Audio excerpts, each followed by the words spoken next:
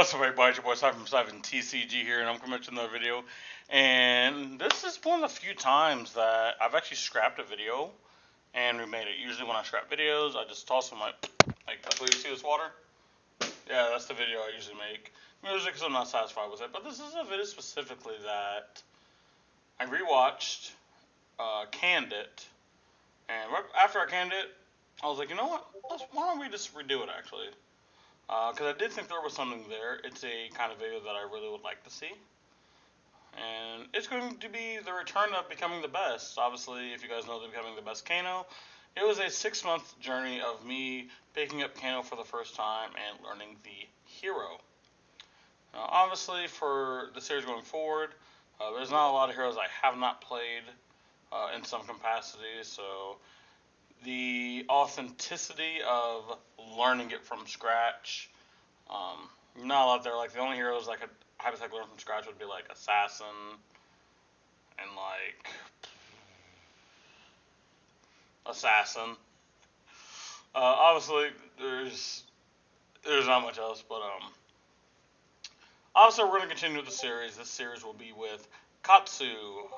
Obviously, for those who know my lore, Katsu was actually the first ever deck I actually built.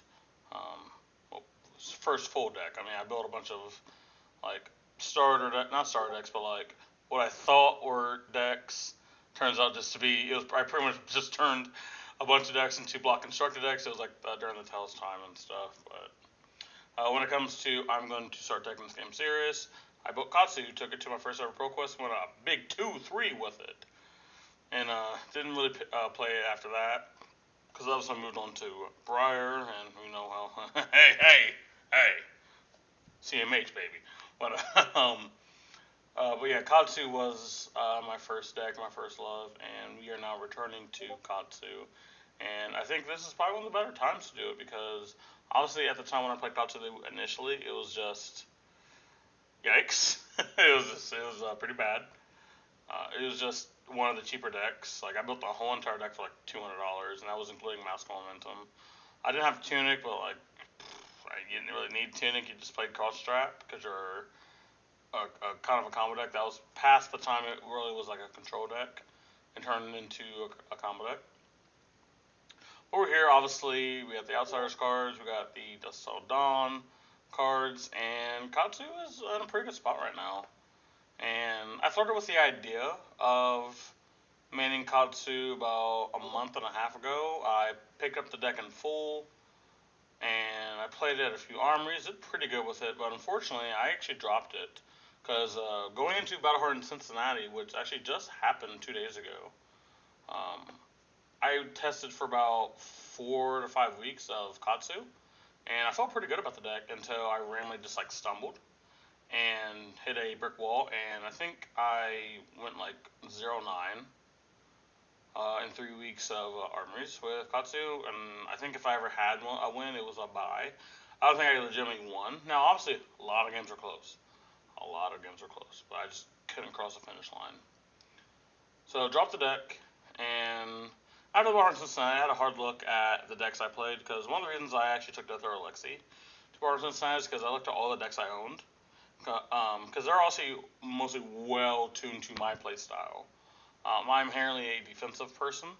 I enjoy the defensive decks, or the decks that attack on a very different axis. Obviously, that's why I used to play Iceland. That's why I obviously picked up Kano. I played Combo Bolton. It's just like, it's not that I don't like meta, it's just I have a certain style, and it's just so my style has rarely ever been a strong part of the meta.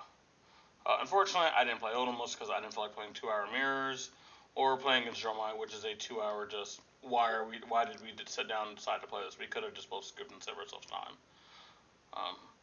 But like the most defensive deck I probably play is Control Dash, which obviously was more combo control because it turned into a big how long can you take 15 looking ass deck. But here we are. We're playing Katsu now, and I think the reasoning for me wanting to return to Katsu is obviously when you look at Team Poland's Pro Tour deck, had a very good Lexi matchup. I think the amount of decks that just outright beat Katsu either aren't that good or they're not disgustingly like in favor of the other person. Like I think Azuri has a pretty good matchup against Kano. Like I was Kano versus Katsu. Like I think they can fatigue us, or they can just kill us. They can make a lot of our plays not very good. Not to say that Katsu can't win. Like Katsu would definitely win that. So I'd say it's like maybe 60-40 into the Azuri. But like that also requires Azuri to like play very well. One thing I do think people do misunderstand about certain matchups is just because a matchup is favorable doesn't mean it's easy. Like for example, Kano versus Odom is Kano favored, but it's hard. If that makes sense, because like you pitch stack against the Odom. Odom usually couldn't kill you fast enough for before you just reach your pitch stack, kill him deterministically through 74 blues and Oasis. Didn't really matter, right? But yeah, I think it's the same thing. It's like yeah, Zori is favored in this, but like we obviously can win. Because I think one of Katsu's strength is the ability to make people have to block. Because if you don't block Katsu, like things get really bad for you. And I think that's where we really need to be right now. We need to force people to block. We can't just make the game a race. Because I think if the game is a race, I mean, obviously we can't compete if the game is a race because you can have discussing like 33 plus damage turns with Katsu. But I think where Katsu shines is you're going to block. I know you don't want to block, but you're going to block. Or bad things happen. I get way too much value. So that's the reason, obviously, we're picking up Katsu. I even, as per usual, I did the thing I usually would do at the end of the series. I did this at the beginning of the series. But as you guys know, I think it's in this one. I ended my journey by getting an altar to signify, like, hey, we're in there. Obviously, I also have 2 Cold Full Young Kanos. But I got this altar to, like, reward myself for sticking out with Kano. And it's one of my favorite things I own is just this Kano altar. It's like it's actually a basic one, but it just shows like, hey, like this is my commitment I made to this hero. And I kind of already did that with Katsu already, but I might still just pick up another one because obviously Katsu is an OG hero. A lot of people like Katsu. He might be able to get another altar. So one, picked up this special deck box that only my Katsu can go in. No other one can get it. It's by BCW, one of my favorite brands. And we got this especially, like I said, only Katsu can go in this. And obviously we have the dice we need specifically only for Katsu. He uses exactly only these dice. And as I usually get, I get the Cold Full Young. But I already have this altar right here by, God, I forget who makes them. Optical Sin, I believe, right? I don't know if you guys can see it well, but you guys can see I got it with the outer sleeve, and I got this sick Japanese Katsu altar. And this is, like I said, this is usually something I would get at the end of the journey.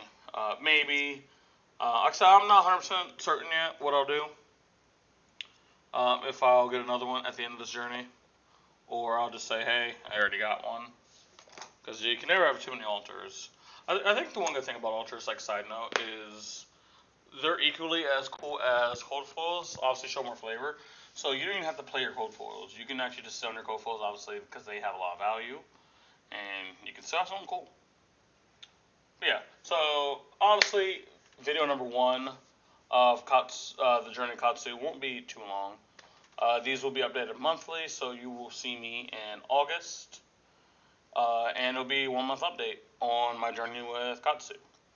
Now, the one thing someone asked is if I can have more than one hero at a time during it, because one thing I did mention in that video, and that's when that person asked, was, like I said, the new Prism was coming out. And Prism, at the time, obviously, we didn't know the whole full card pool. Everyone was like, well, would you just switch to Prism for your series if Prism was like really good, even though you already started Katsu? And I was like, well, I have the option to do both or just do one. I don't 100% know which one I'd rather do. It's still I don't know the logistics of it. Maybe I can make them both separate. We'll have to see. We'll have to see how that works. Maybe I'll just do one episode of, well, like maybe midway through this, make episode 1 of Prism or whatever hero, and see how it does, and we'll go from there. But obviously, thank you guys for watching this video. If you guys are excited for this journey as I am, I know I ran a poll and you guys said you guys wanted more of Becoming the Best series, and here we go. If you guys enjoyed this video, make sure you guys like, and subscribe. And while I'm staring in your soul, staring your West from Siphon TCG. See you guys next time. I'm still staring in your soul. Peace!